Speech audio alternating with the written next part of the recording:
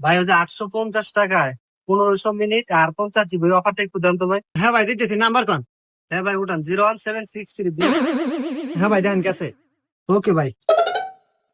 ভাই আমাকে 50 জিবি 600 টাকা ওই অফারটা দেন। হ্যাঁ ভাই দিতেছি।